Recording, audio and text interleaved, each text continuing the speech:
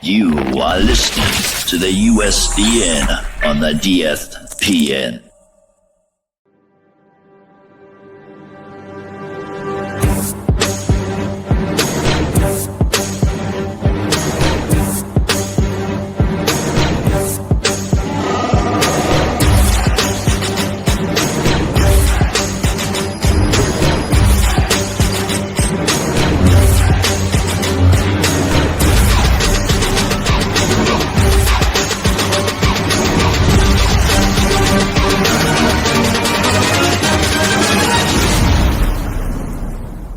It's a trap!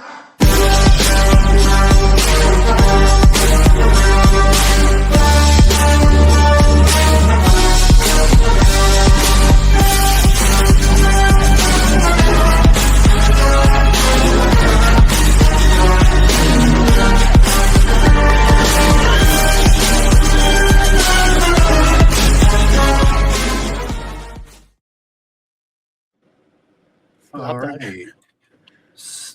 Oh, shit. Okay, so basically what's going to happen tonight, it didn't go live to Facebook. It popped up with an issue. I don't know why, but we'll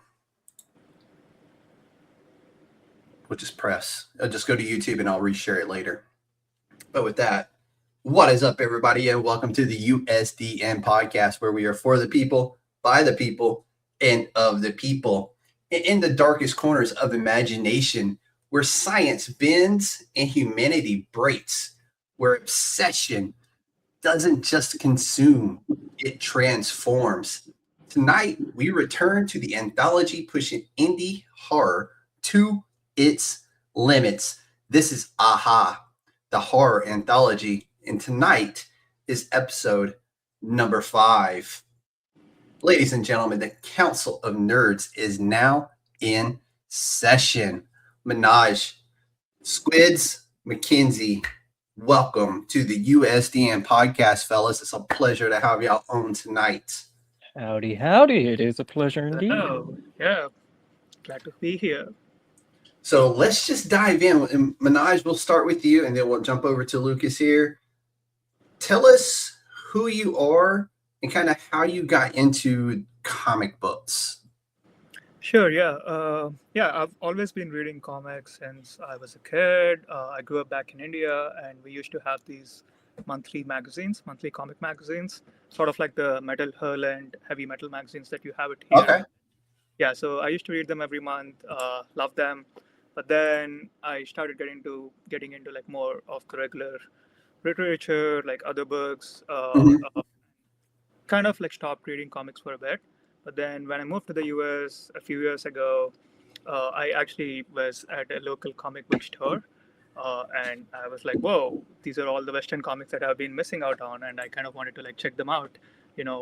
One of the books was actually Phantom Road by Jeff Lemire. And I was like, oh, that cover looks cool. Yeah. I was like, whoa, cover looks cool.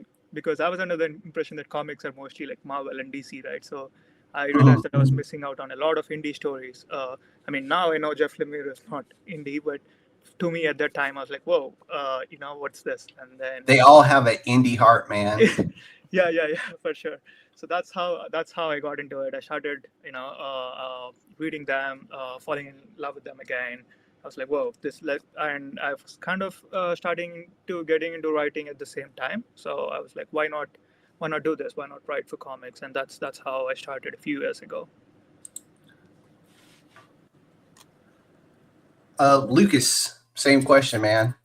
Okay, so I've always been a doodler. I've always loved creating. I've always had an affinity of like creating little worlds in my head and putting them on paper, putting them on the screen, whatever it may be. But officially getting into like actually making comics, I would say it's all started on a little known time event in history back in 2020 when everybody was going crazy in their house. And a way to stave off the boredom of Mhm. everything. Another artist friend of mine, and I gave each other a little task: design a character every day until we reach 100 characters total.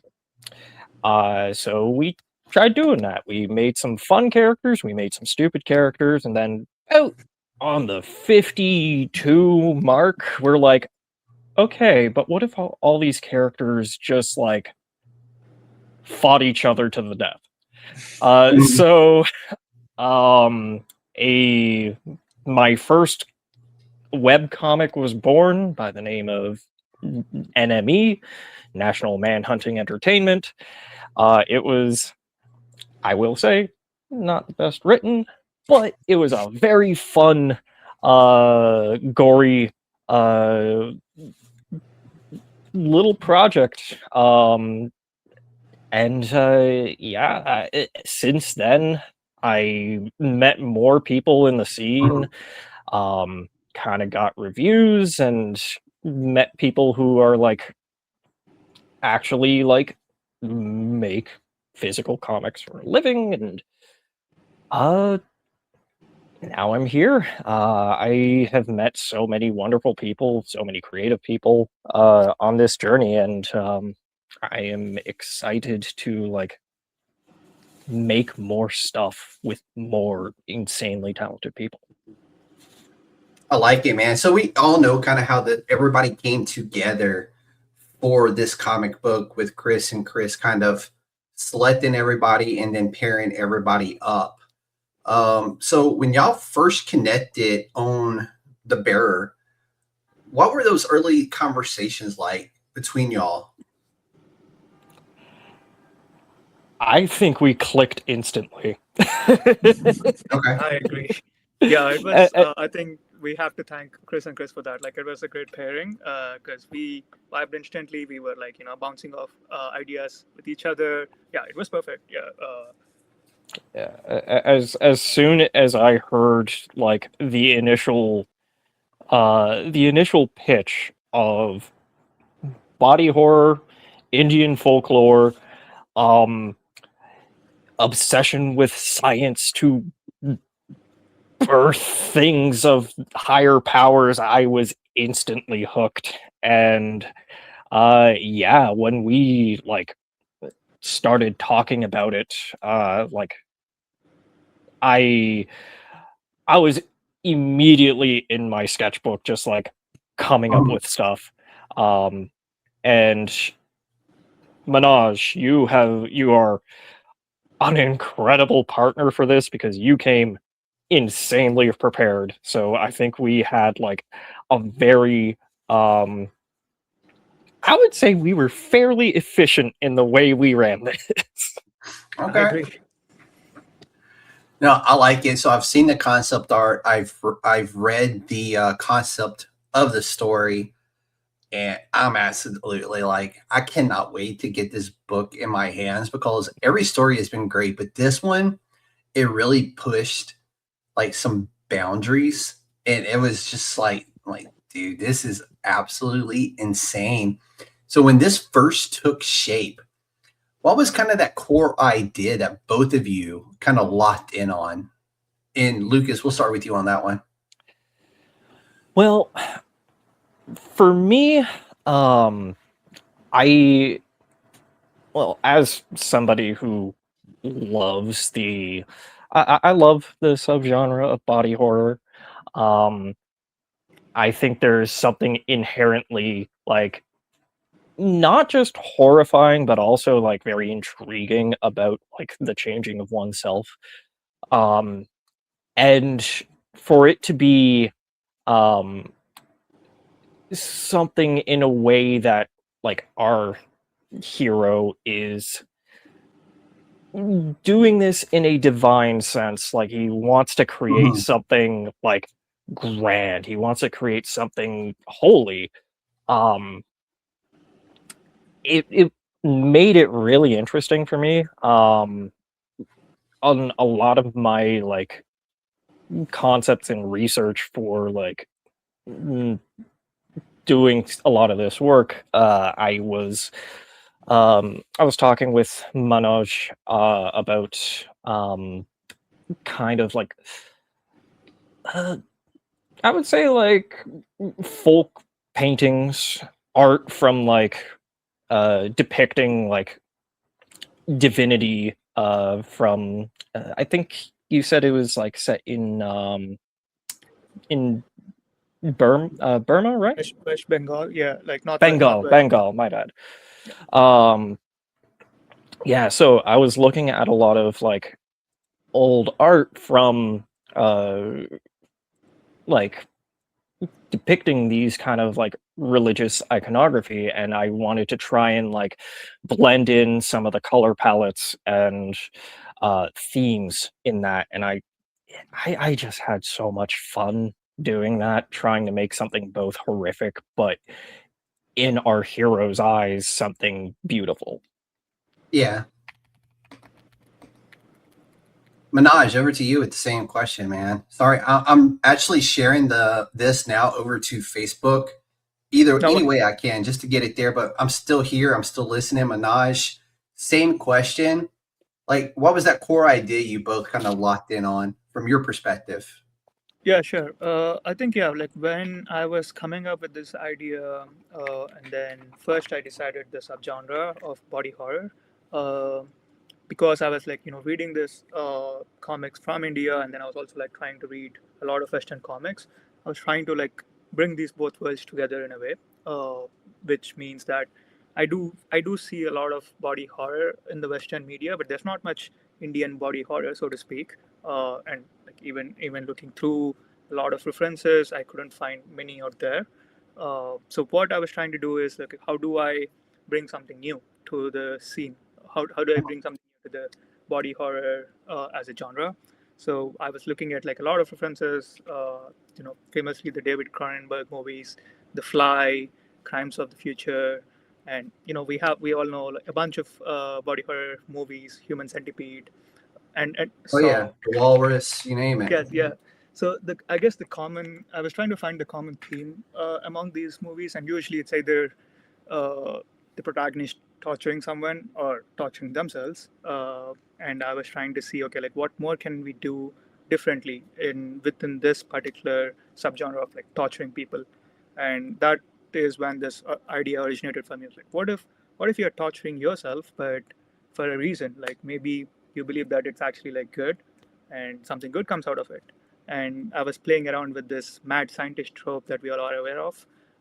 What if the scientist believes that they're not mad, and like what if they want to do something good for the world, but you as a reader would not know if that's good or not. And that's where we leave the story with. It's for the reader to decide if this is good or not. But yeah, that's how I kind of laid out the idea and kind of reverse engineered it. I like it. The whole idea, the whole concept, and even the doubt he has in his mind. Or I don't want to say it was a doubt. It was he questioned whether it was the right call to use himself. You know, just that momentary of doubt that he had once he had really looked in the mirror to see what he had or was becoming. So that to me was kind of like, ooh, like, yeah. Because I mean, there's a lot of red tape you got to go through to run trials like this on a human. Yeah, exactly. So, I guess but if you're doing it to yourself, so you usually have like lab rats that you're torturing to make something out of it. But I guess in a way he's selfish because he wants. Oh, there's a lot of ego there. A lot of ego. Yeah. Oh, I absolutely love this concept of a story. This is body horror rooted in science. What made you commit, like wholeheartedly? Like, what was it about this that made you go, like, this is it? Like, both of you, like, because that's I mean, both of you had a chance to kind of go, eh. And I know how Chris and Chris are. They probably heard this idea and were like, yes, give us more. I think what really probably did it for me is I like the idea of like science and religion coming together, and so whenever I was trying to think of it as an Indian body horror story, and like the country's deeply rooted in religion, and I was trying to bring that folklore element within the story. So that's what really locked it in for me, and I was like, whoa, like how do we combine science and religion? And we don't tell the reader to pick sides, right? That's Yeah. that's their choice, like, and we ask them, okay, like how do these combine together as like two dichotomy of concepts, like do they even like blend Mhm. together into one?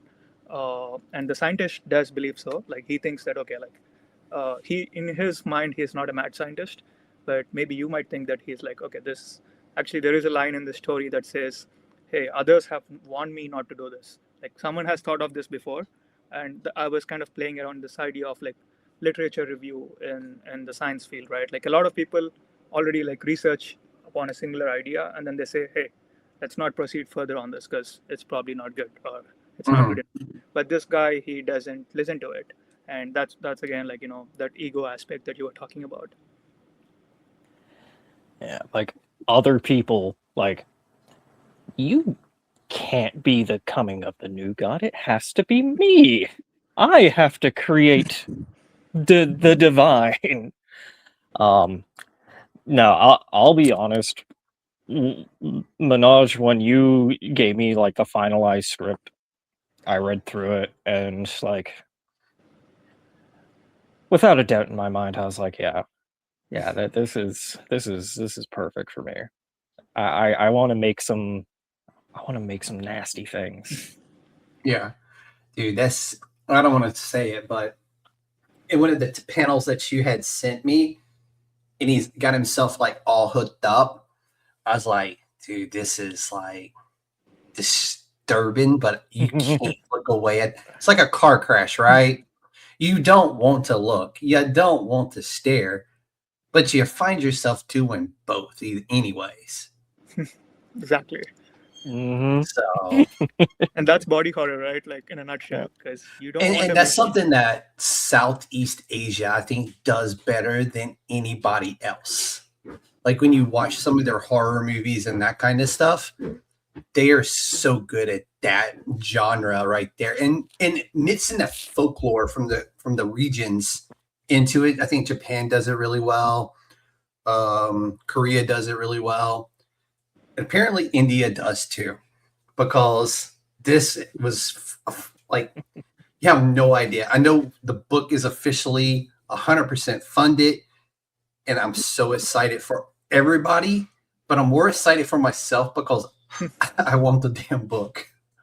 You know, it's a little bit of selfishness there on my part because I want the book so bad. So the final concept of this birth in a god, right? What does that mean to each of you creatively? Because we're talking two different like cultures here. But how did each one of you look at that from your both of your obvious very different creative outputs here, with Manoj being the writer and Squid, you being the artist, bringing Manoj's visions to life? And Manoj, we can start with you on that one. Yeah. So I guess, like I was saying, I was trying to, not pick a side, so to speak, or like kind of blend in two different cultures. So actually, one of the sketches that we have sent you is the guy is undergoing like a blood transfusion, and he is in this inverted cross position, and that was Mm, kind of intentional because, like, yes, this is. Uh, it is set in India, and I it did is like notice that. Yeah. his religion, so to speak, but also, God is, it could be any god or it could be any divinity. So I was trying to say that, okay, this is not just about Indian religion or Indian folklore. This is a universal theme, and it was trying to like play around with that idea of, okay, like this guy is essentially trying to be God in a way, or trying to play around with the idea of like, what if I can be the one that can change humanity? And that is a universal theme of like greed, selfishness, and it applies to anywhere. And that's why, like, thematically I was trying to have some references that are not just specifically only Indian, but also like a fusion of both the cultures.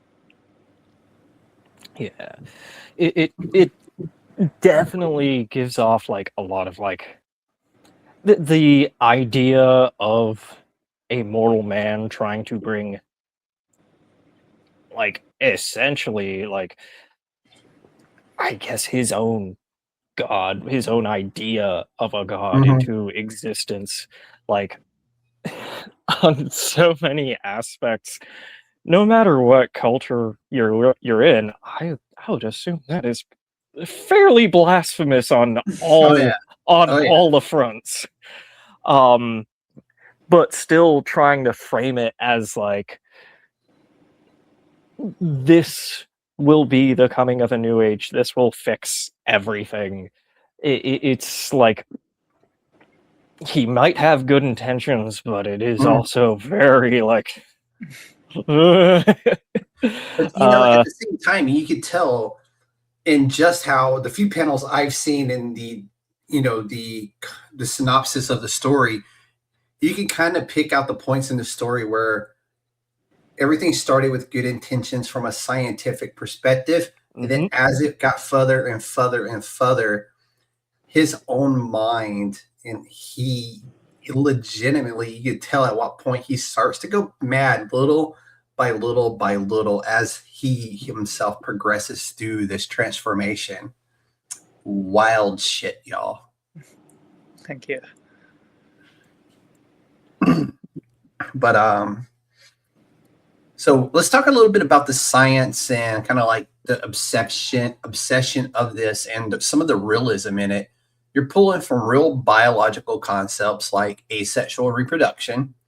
How deep did the research go for both of you on that, just that kind of stuff? Because you're exploring something that technically only found in the animal world. So, like when you were writing the concept, Manoj, for you, like what was like? Did you just go down this giant rabbit hole of this? And I did. I did. That's exactly what I did. I was trying to read a lot about asexual reproduction, like what it is, and like which mammals have it. And there is like at a point in the story where this guy has a revelation that okay, hey, I have only been looking at mammals, but maybe I have to increase the scope. And that's kind of like how I have been looking at it in a research point of view when I was reading it too, because I was only looking at maybe he's trying to like transform into a bunch of animals that can essentially reproduce, but then I guess at some point like he keeps failing and he wants to push the boundary to the next level where until he doesn't want to take failure as an option, so he keeps pushing himself until he's successful, whatever that means for him. Lucas, you had to draw that, man. Oh, it was a joy. I will say, one of my struggles as an artist is like some types of animals. Manoj, you helped me with this as I was looking, doing a little bit of research of like whiptail lizards or hammerhead sharks and other little things Yeah. of like trying to incorporate these kind of features. Yeah, sure. How would it look like if a guy tries to surgically uh change his like body structure to that of a whiptail lizard?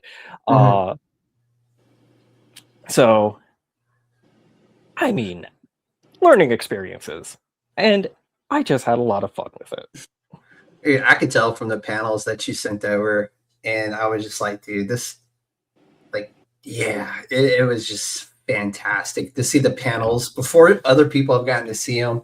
I will use them in the clips, so people will get just enough taste to wet their whistle, so to speak, on this, and especially like the main sticker, as we're calling them, just like really cool to see like this Indian god. It's got the Indian influence there, but I'm not sure if that's a real Indian god or not, just to see that kind of real cool concept of this with maybe what this creature or scientist may be eventually.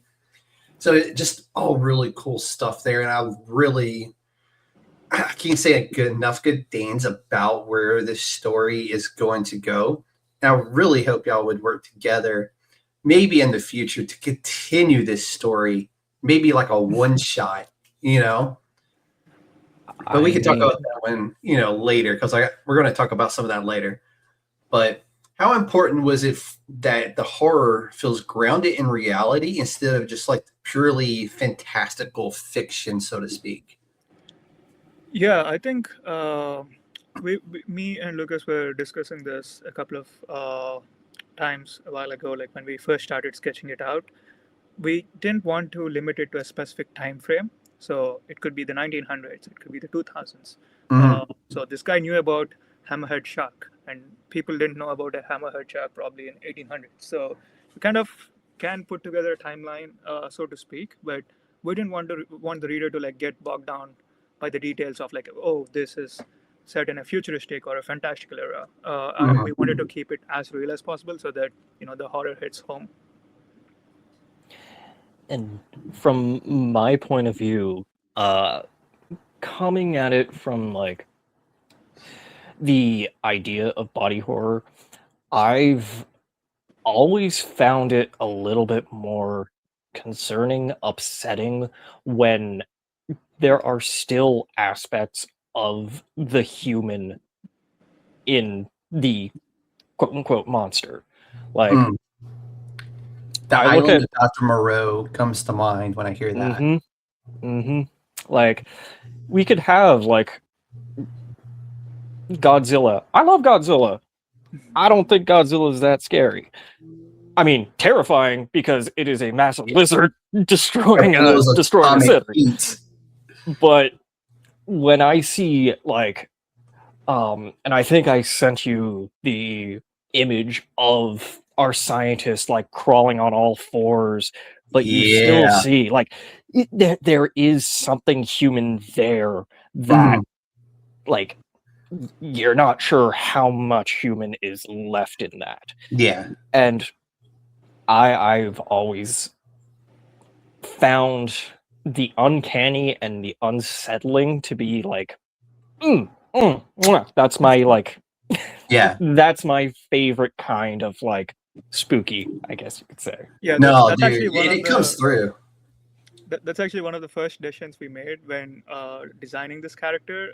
We wanted him to have full hair, full beard, so that he slowly loses it as the story progresses. Yeah. So you kind of are like, oh, is this the same guy? Like, wow. No, dudes, like I said, I've only had the honor of reading the synopsis of the story and the couple of panels that were sent over by y'all. And if that just gives me enough to just like let my imagination run wild with what this is, then I know the entire. How many pages is y'all's story? 8 pages. 8 pages to squeeze out a horror masterpiece is extremely hard to do, but I cannot wait. God, I keep saying it, but I really can't. Like Duke's story, which, you know, hits very differently. Tony's very different feel, and as a father, that's for Duke's story as well. That's like horrifying, right? But this one is like that different type of feel to it, that different type of horror that just was like, when you rent a scary movie like this, it hits all the check marks. You know what I'm saying? And it doesn't, like, Human Centipede was just absolutely disgusting. The Walrus, different, or Tusk, I'm sorry, the name of the movie is Tusk. Very different, the same concept as Human Centipede, but still horrifying nonetheless that some scientist is out there doing this kind of stuff. It's just, yeah, at its core, this question, at its core, is the story more about the science or the obsession of our doctor? And Manoj, we can start with you on that one. Yeah, I think it's a bit of both. So there is this aspect of other people telling him, "Hey, like we did research this idea. Obviously, like there are other people like him that thought about this before. So he's not like the one and only one that thought of this Yeah. idea." And they say, "Do not do this for like whatever reason." And that I was trying to like hint that okay, when people smarter people who have like done their research on this, Mhm. scientists, real scientists, did their work, you probably should listen to them. But this guy, he's obsessed with this idea of like doing this for greater good is what he believes. So it is a mixture of both. Yes, like he thinks that he can do it better than anyone. He thinks that like he is the Mhm. one who can like pull this off because he has good intentions. Lucas, you agree with that? Oh yeah. Like in simple terms, like I would say the science is, well, yes, he does have these good intentions. The science brings him to kind of on a physical level, a point of no return, and the Mhm. obsession has already, like, that obsession has already taken him off the deep end. Yeah. So yeah. It's almost like I'm one of them is feeding the other one and vice versa. They're feeding off of each other and amplifying his mentality on just the next level, the next level. I've made it this far in this journey. I can't stop now because nobody else can do this. Yeah, and bingo. actually, on that note, like when you were mentioning earlier, if you are not sure if this is a real god, so we wanted to create this like fictional entity, right? Like the thing is, as the reader, you do not know if it's real or not. Like, sure, he did succeed in like creating something, but maybe like that's not God. That's probably like a demon that is here to destroy the world. He thinks he is successful in like birthing some new entity, but you do not know like what that is even, and he does Mhm. not know what that is even. So he just is hell bent on like creating this new creature, so to speak, and yeah, that could be anything. So which is why like we kind of like leave at this ambiguous point of him succeeding, but like you do not know like where this will even lead to.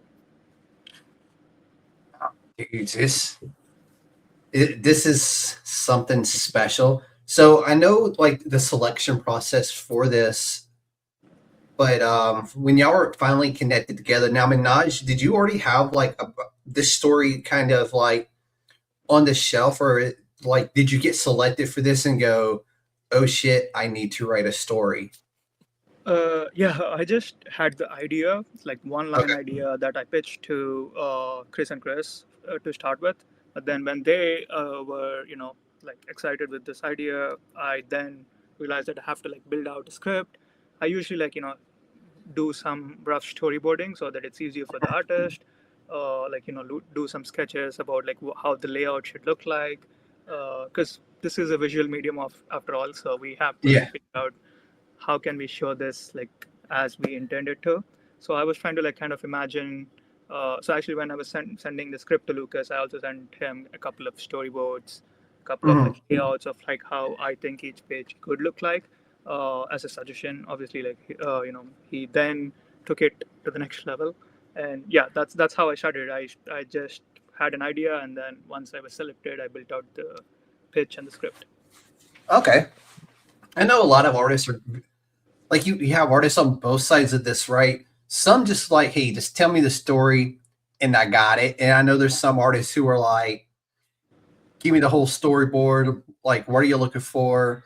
What time of day is this? And with this one, it's a little bit different because it's obviously a laboratory that you are working in. But Lucas, like, what kind of artist are you? Are you the I can work with the story and that's all I need, or do you want those finer details, almost like a Bible of the story? I'm Since we're all religious too. I'm normally the type of guy who just like, oh, just give me an idea and I'll run off of it. And then once I was partnered up with Manoj, and you gave me the script, and you gave me the thumbnails, and like the storyboards and everything there, I'm like, I have never experienced this in my life. This is so easy. That's awesome. And so we quite frankly, we banged this out in like, how long did it take us? It was I like, think it's a month. Yeah. Like, yeah. I think we were done by like end of March, right? Like a month ago. Yeah, we were very much ahead of schedule. Yeah. So we I'm not used to having so much like so much preparedness from Yeah. a writer. Like, oftentimes it's just like oftentimes I used to just like do everything myself. I would write, Yeah. I would storyboard, I would do all that. Recently, I've been working with another partner who has been wonderful, and that was a kind of thing where he gives me a script and I just run with it. Yeah. But here, having like a clear vision of like the layout, it does very much streamline the process. It really does. I've heard artists say like they will take anything and everything. So when I interviewed Sabe, who's an Italian artist, he does Shock-Headed Peter, and with Light and Shadow, E.B. Coogan, Jessica Silvetti, very talented writers. They work in Hollywood. They do screenplays. They do all that. And when they sit down and they wrote the entirety of Shock-Headed Peter, and when I interviewed them, they pulled this binder, and I mean binder, and it wasn't like a standard binder. It was like a binder, and it was like, oh, and this is the Bible of Shock-Headed Peter, and it had everything from characters to the town to the townsfolk, down to all these little small details for Sabe to work with. And it was just wild when I was sitting there talking to EB and Jess, and he pulled it off the shelf. Like, you had to grab this thing with two hands, and he had to roll back. And then he kind of like opened it. And I mean, this thing is like this thick. And I was just like, dude, I can't imagine how Sabe felt. And I'm sure you felt the same way, Lucas, just getting all these details, just like, blah, here you go, dude. How great that had to feel as an artist, just to get everything like, boom, here you go. It really cut. Uh-oh, Squid, you there? Oh no, did we lose Squid? Yeah, it's Squid frozen. Yeah, he froze on us. Let me see if I can't shoot him a message to. Mm-hmm.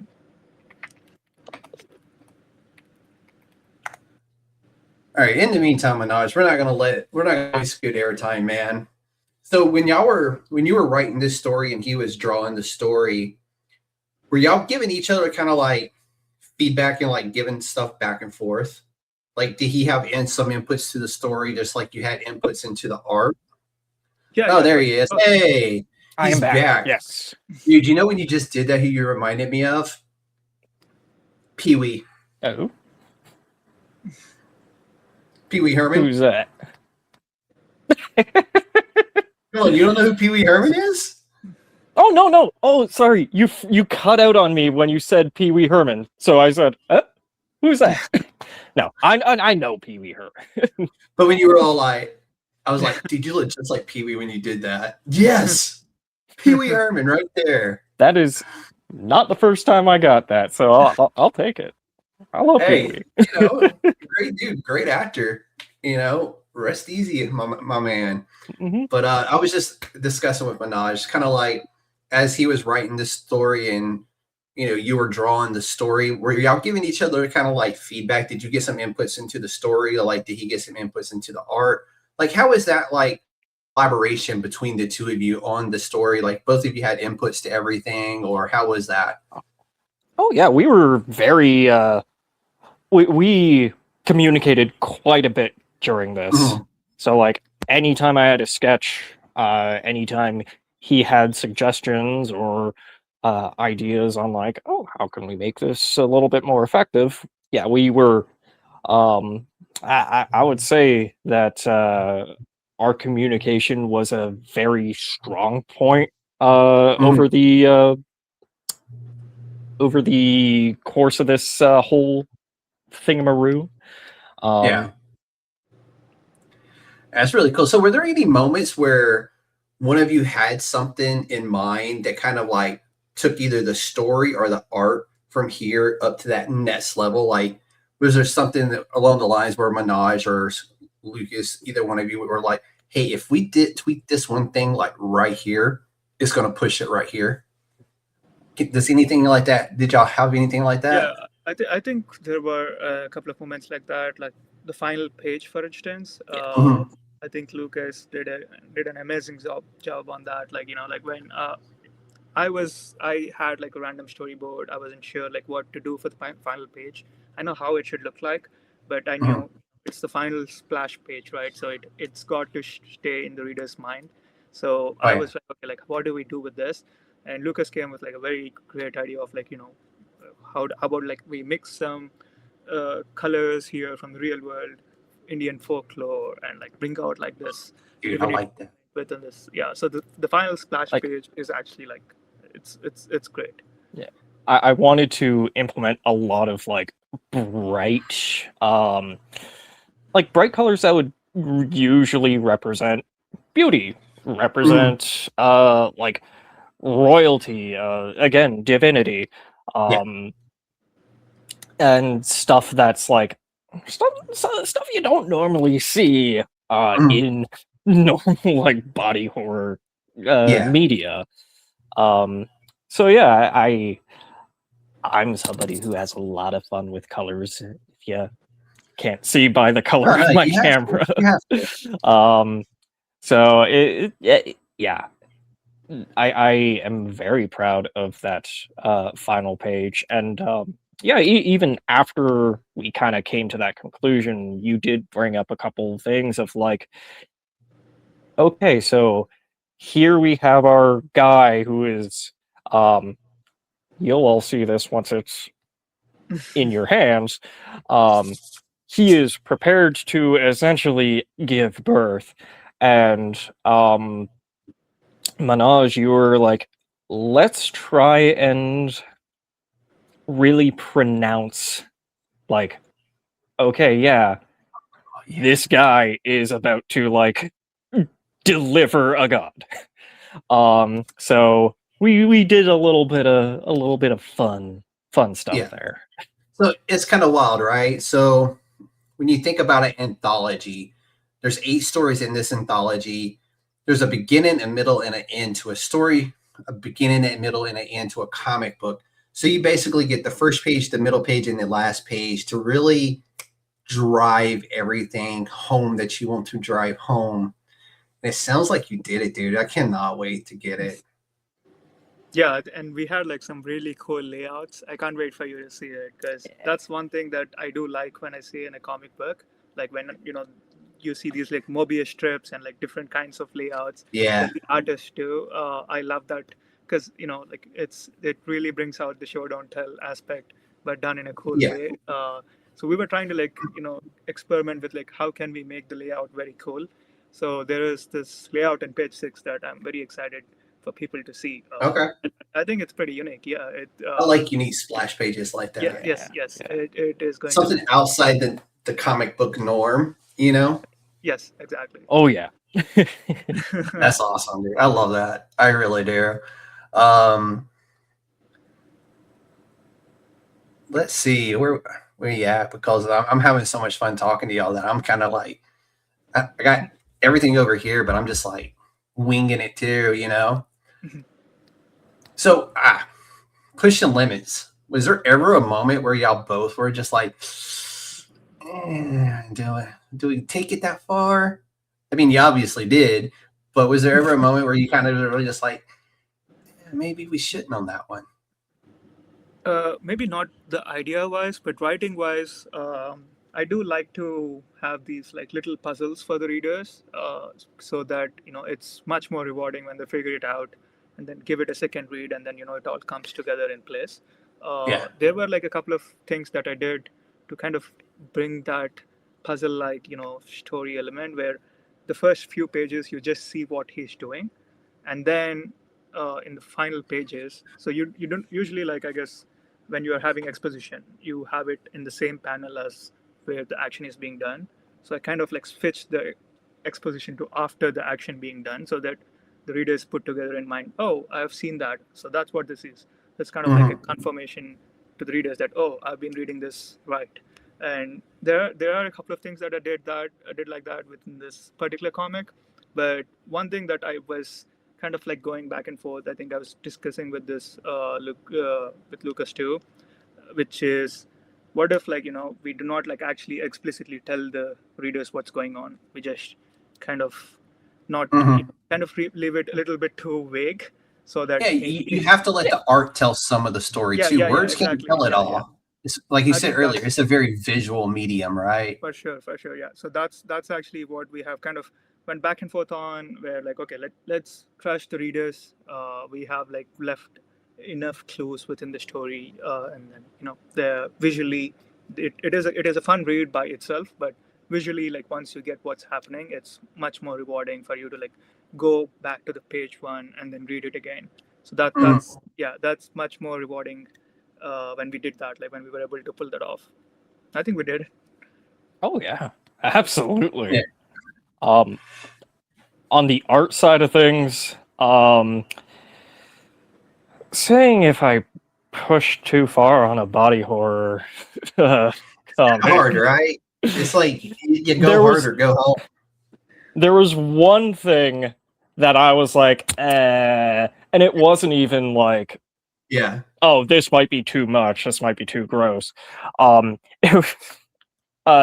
I did send you the image of the scientist who is strung up on the upside down crucifix, and he's got all the tubes in him.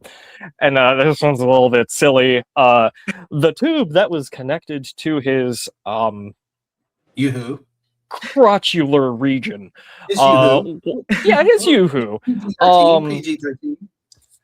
Yeah,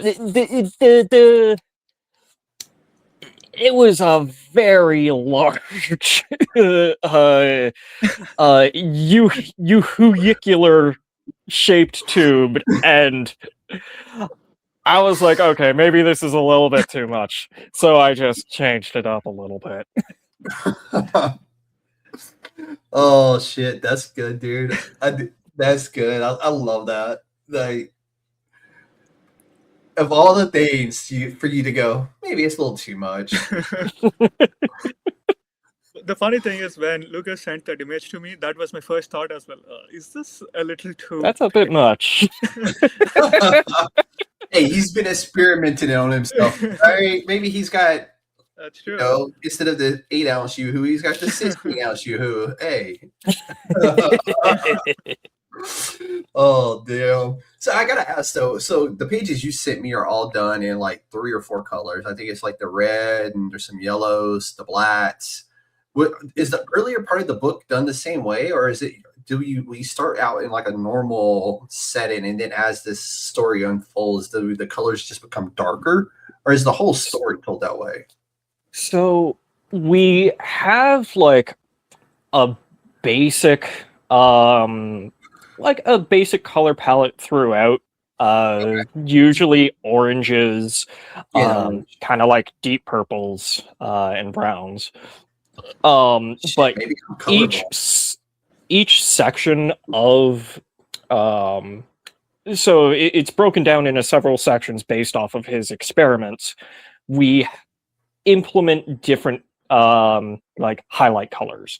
So like we have a scene where he is like experimenting with a certain type of serum, and we sprinkle in like jolts of like bright yellows and golds throughout the panels, and you can see that like in his veins, his eyes, his teeth, those are all highlighted with like the bright yellows. We have like a scene of him like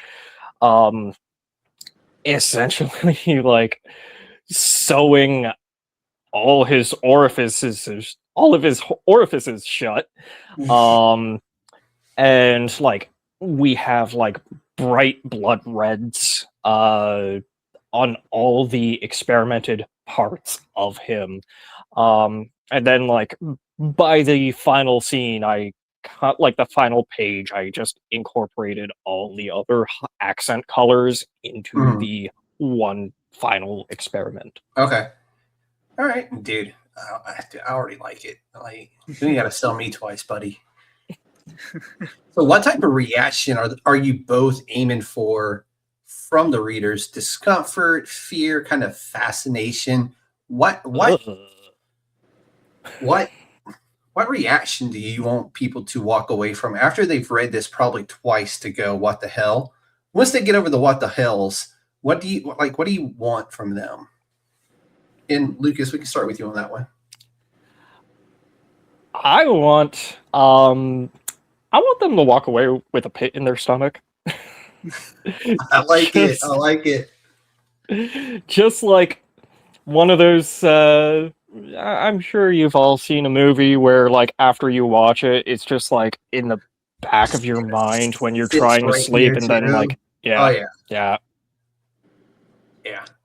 I think Manoj, I how want about them to, I want them to think about it again. I think that's what I would love that, like we read a lot of stuff that, that goes over, like after a few hours we forget it. But if you think about it the next day, that is something that I would love. Like, or like you thought that, oh, I've never read this story, which is Indian body horror, folk horror. This is something that is new to me and something, this is a cool idea. And if that stays with you, I would love that. And of course, I want them to think it's creepy. Is Bollywood going to adapt this into a screenplay? Let's hope. And then I will be on this interview again. Hell yeah, dude. Let's do it. Because this is one of those where I'm like, you turn this into a 90-minute, 2-hour movie, I'm in the theater, man. Like, this is like insane. Just the concept itself, just everything about this is just next level of, do you feel some discomfort? Yes. On a scale of 1 to 10, where's your pain, right? And it's so fascinating to see a story like this. And this is one of those stories where if I'm reading an anthology or anything, I'm probably going to go back to the beginning anyway and read it again, because I want to see the little details. And people are like, oh, you can read a comic book in 10 minutes. I'm like, you can read a comic book in 10 minutes. I cannot, because I am looking at the art. I'm looking at the little details. I'm looking for, is there an Easter egg in here that is going to tell me a clue later on in the story? I'm looking for all those little things. And that's how I read a comic book, right? I think if you enjoy the medium enough, and if you're really into that story, you will, once you're at that last page, you will flip it back over and you will reread it again, and just, or maybe just do a page by page, where you're just looking at the art and looking at what's presented to you. Then you may turn it back over again and do it a third time, where you go with the words and the action. And that's how I read a comic book. So for people, when people always say, oh, it only takes me about 10 minutes to read a comic book, I'm like, yeah, but you're not digesting that comic book. You're just consuming. I want to digest it and especially enjoy we got a lot of splash pages. So if you look at them like in a second, you can read this in 2 minutes. But I think that's when you kind of are like, maybe at the end, you're like, oh, I missed all these details. Let me go back to it. And No, if there's a big ass splash page, I'm going to be on that splash page for a minute, because I'm going to be like, yes, like this, just going through it. And I'm not looking for errors. I'm not looking for mistakes. I'm enjoying the work that is in front of my face, right? So that is how I like to do it. But that brings us to this, fellas. Why has being part of AHA meant for both of you as creators? I know you're both really young in the industry, because that was part of what Chris and Chris wanted to do is bring a bunch of young guys together, or guys, and I say young, but guys that are young in the industry together to make this amazing horror anthology. So what does that meant for y'all? Just to have been selected for it, because I know how Chris and Chris are. They were probably very selective in this, but to be a part of that, what does that mean for y'all? I think I feel very, I feel. Manoj, go ahead. Yeah, thank you. Sorry, Lucas. Like, you were in there, man. Like, both, he had a look in his eye to say, and then he started talking. I'm like, okay, let's go, Manoj, let's do it. I love this excitement. Yeah, I feel very grateful, especially like, when we got the news that we are funded a week ago, right? Like, we still have like a few more days to go. So I'm like there's still excited. like 10 days, I think, or 7 days. Exactly. Yeah. I'm very excited to get that final book. The endorphins that are going to be hit when you like have that book in your hand. That's how I feel. And I'm not even like, I don't have I have a part of this, but I don't have a story. I don't have anything related to it, but I've been so immersed into this that I feel like I'm a part of the team in a way. You know what I'm saying? So everything you're describing right now, that's exactly how I feel. When it was funded, I was like, yeah, jumping in joy. Yes, exactly. And I'm very happy. I'm very happy to be able to tell the story. I obviously want to tell something that's unique and something that doesn't exist out there. And the fact that I was able to even get this onto page and got an amazing artist that I could collaborate with potentially for future work. Yeah, this is I like it. Something that I am like very happy with. Yeah, Lucas, over to you, man. This was like super exciting for me. I've never been part of a Kickstarter or anything like that. And like being a part of like such a great team, and like I see all y'all in the Discord just like always chatting and collaborating. I'm really more of a cool. lurker. I work all the time, but I'm there. I'm looking at y'all. When I was like on the edge of my seat during like that last $100 rush to the funding goal, I'm just like, so glad I wasn't the only one, dude, because I was right there with you. I was like, come on. I was just refreshing. Then we got plenty of time we got plenty of time to spare, but I was watching that last like dollar as I'm like, once I seen like you were almost funded, I immediately brought up Kickstarter. And I'm like, refresh.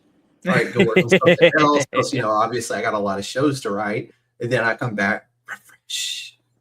And I was like, all right, I can't stay up any longer. I got to go to bed. And I think I woke up the next morning and it was like, boom, funded. And I think it was at that time, at some point, I was like, I just messaged Manoj and I'm like, we're making another one. Let's do it. And the funny thing is, I was gonna text Lucas the same thing. I was like, okay, like once this campaign is done, I was gonna tell him, hey, like if you're up for it, I would love to do another project with him. And he, before I could even say it, he texted me that. So yeah, that's awesome. I love that. I love that y'all have come together to make this cool writer artist team out of this, and that's what it's really all about at the end of the day, right? For sure. Mm-hmm. So, good question right here. Why do you think indie horror is thriving right now? And I don't just mean comic books, but also on the actual movie production side, indie horror is thriving right now.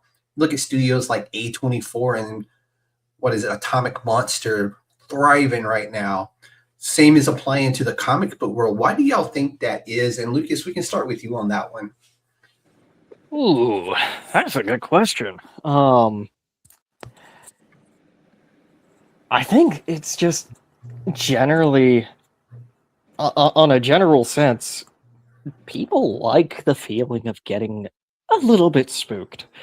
Mm-hmm. And right now, like especially in this day and age, it is easier than ever to like get a group of people even if it's just like a small thing or a big thing, and like get a group of people together, put your ideas on paper, and like make something fun, make something nasty, make something disturbing, and like it's I don't know, I'm loving it. I'll be honest.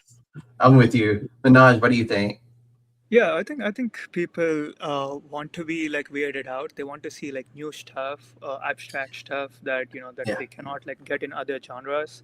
So let's say in let's say if this The Bearer is a science fiction story, people will be like, "Hey man, what the hell are you writing? Like I don't buy that this scientist could pull this off. Like tell me, like give me like more reasonable explanation about like what's happening." But in horror, Mhm. you can like go beyond that edge. Maybe in science fiction you can like do that too, but I think specifically in horror you have this leeway of being a little bit more abstract and hide the themes within your story. So Yeah. first scare the reader, first scare the viewer, and then make them think about the themes. That's the difference I think personally is between science fiction and horror. My 2 cents on this whole thing is people are tired of the same old shit. I just read today they're making a new Child's Play, new Chucky. Hey, that's great. I don't want to see another, Child's Play movie, a Chucky movie. I don't want to really see another Freddy Krueger movie or a Jason movie. I will take season 2 of that Hellblazer or Hellraiser series if they want to give me that with the female Pinhead. I will take that because that was really good, right? But I want something new, something fresh, something different that people aren't thinking about. Just something out of the blue that's going to give you something else to kind of be scared of. That kind of makes the hairs on your neck stand up. Maybe make that pit of your stomach just kind of like rotate once or twice, because it's new and it's fresh and like, wait, that can kind of that's possible maybe. That's fucking weird and creepy and scary. And I think that's the biggest thing is people want a new way to feel fear because we've experienced it all already. We've had the slashers, the psychologicals, fuck around like Scream 37 or something, you know, fresh and new and different. And I think that's the reason why that industry is thriving so well, not just on the movie side, but also on the comic book side of the medium. And even in the novel, if you want to talk about literature and novels, they are also thriving right now. So Yeah, I agree. I think like we have a lot of new movies like indie horror that are getting really popular, and that's what the best about indie comics is. Like there's no one or like not 10 people telling you like, hey, do not like cross this boundary. We gotta like watch. There's nothing like that. what the hell you This is want is a comic book, buddy? yeah. This is where the true horror is at. Oh, I love it, dude. And I love that Chris and Chris put this together, man. But for creators watching right now, what does it take to commit to bold storytelling like this? Because this is bold storytelling, but at its finest, if I got to say. Yeah, thanks for that. I Ooh. mean, Actually, we can start with you on that. yeah. I think I would say definitely like reading a lot does help. I do read a lot because that's where you take your inspiration from. So for body horror, I was actually like reading this book called The Troop by Nick Carter, and then I'm writing a bunch of other horror stuff. So I've been reading a lot of other horror books across the genres and also like within comic books specifically. So I think the more you read, right, like the more new Mm-hmm. stuff you can probably create because you know that hey, something like this already exists, and if you don't want to create something that's already out there, then you have to be like aware of like what's already out there. So I Exactly. think that so I do love reading. I mean, like if I get the time, I try to read a lot before Yeah. I write the story, so that I'm not repeating myself or like I'm not repeating what's already been said. I think that's what I would Mhm. probably say is most important. Lucas, what about you? Yeah. I I like to watch myself some movies. Like for me, I have been taking a lot of inspiration from like especially with something like the Bearer, something as bold and Mm-hmm. freaky as that. I think one of the biggest things that really like uh stuck out for me is one of my personal favorite films is Tetsuo the Iron Man. Okay. Um, if you've never heard of it, it is about a man who gets cursed by a dude he ran over and turns into a living pile of scrap metal. And it So fucking weird.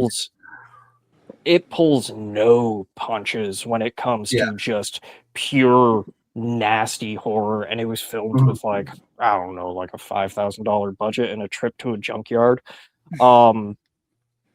But it just go out there, look at, read, watch all sorts of different types of like media. Like a lot of my other kind of inspirations come from like fine art. Like I have a like on my jacket, I have a patch of the Francisco Goya Saturn eating his own kid uh sewn onto the back of my jacket.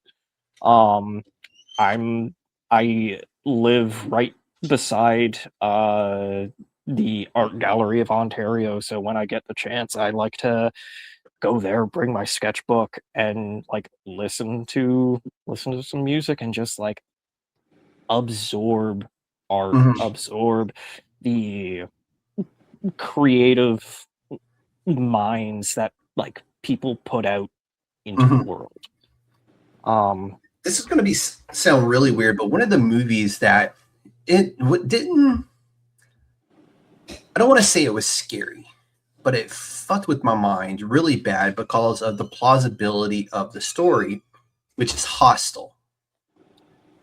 That story fucked me up because, like, you could easily be backpacking through Europe or through Asia and staying in hostels, and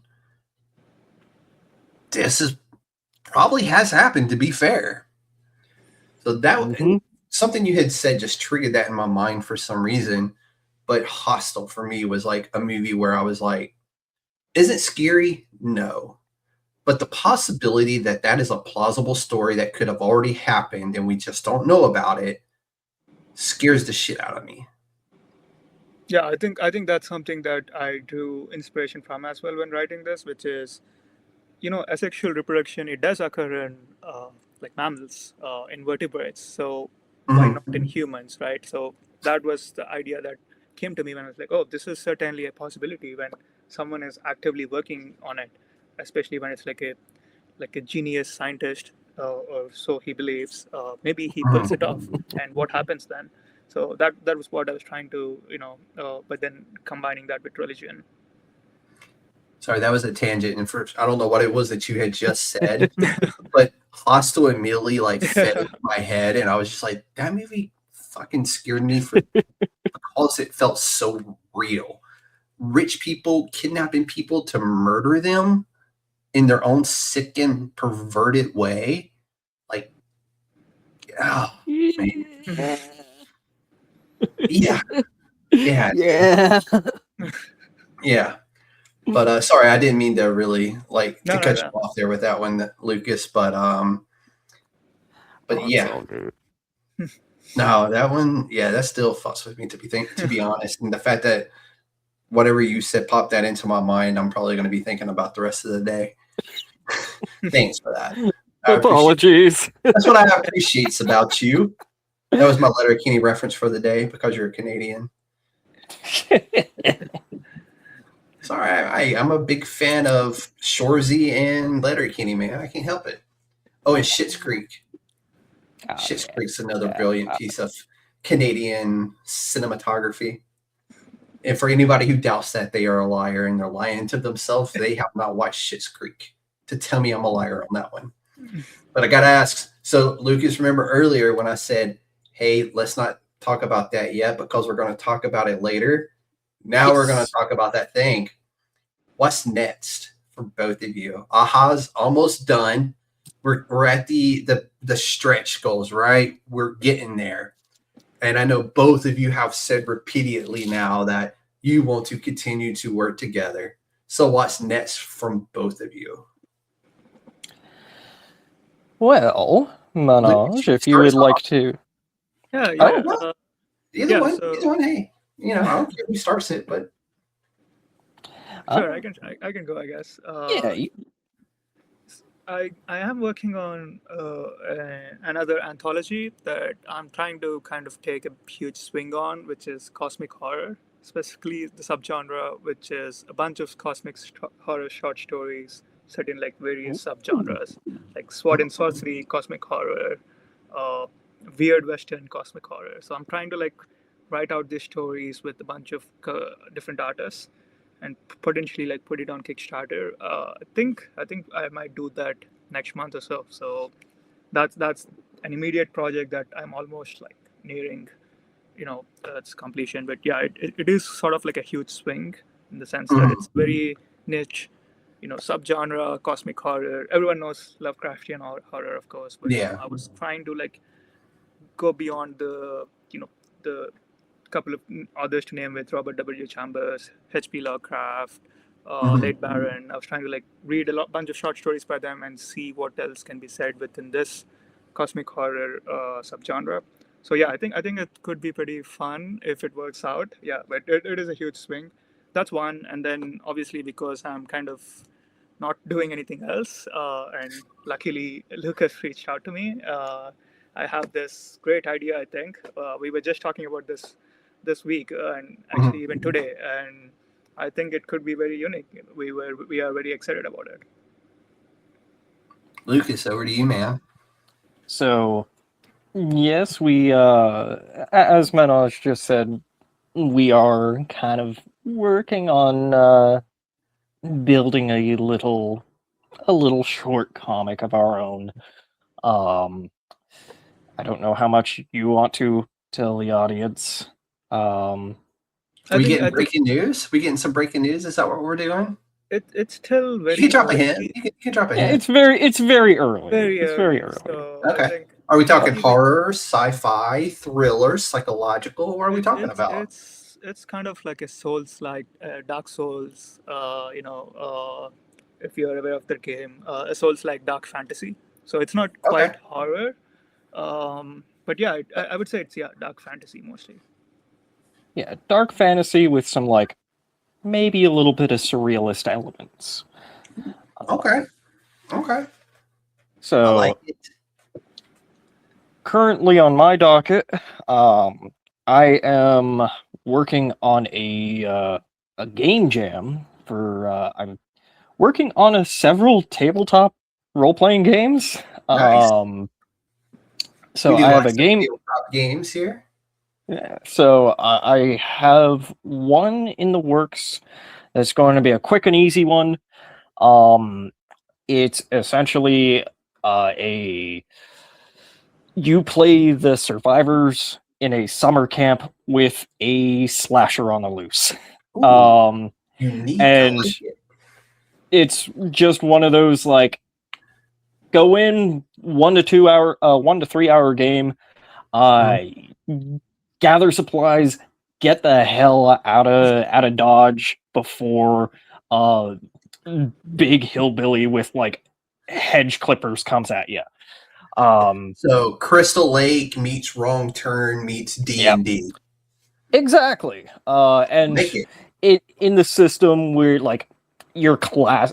So rather than playing like rogues, sorcerers, you play as like the jock, the nerd, the final girl, and each has their own like pluses and minuses. And of course, you have different killers. You got your Jason like, you got your Freddy like, you have like a group of killers, like a cult. There's like 5 killers on the map, and it's all dependent on the roles. So I'm really excited for that one. That seems like it's going to be really fun. That genre's been really popular here lately, like the group of killers, like even in the movies, and like you take a book like Tinian's Exquisite Corpses, where they drop a group of serial killers in a small town in America. You just give them, I forgot how long they have, but to whichever serial killer comes out, you know, as the only serial killer basically is the winner of the game, and that family wins. So I think those are really cool concepts. Thank you. And actually, I actually have quite a few projects on the docket. I am working on a follow-up to my first comic I've ever released, which back in November, a comic called Unfinished Quest. It was it is a dark fantasy set in the world of an incomplete video game, where the characters are not aware of the broken world around them, and they're just trying to navigate and find their place in this incomplete mess of a world. Like the backside of Wreck-It Ralph. Yeah, I always said it was like the crossroads of like Dark Souls meets Reboot, if you're aware of fine 90s Canadian animation. Okay. And so I'm making a follow-up to that, which is basically a monster compendium. It's essentially an art book showing some world building of what this game could have been. And it's going to incorporate some like meta commentary on like, okay, why is this video game incomplete? What happened to the people who made it? What happens in the plot? Like what's supposed to happen? So it's a little heady, it's a little high concepty, but I'm having a lot of fun making some like spooky fantasy art. Yeah, so that's what I've been doing.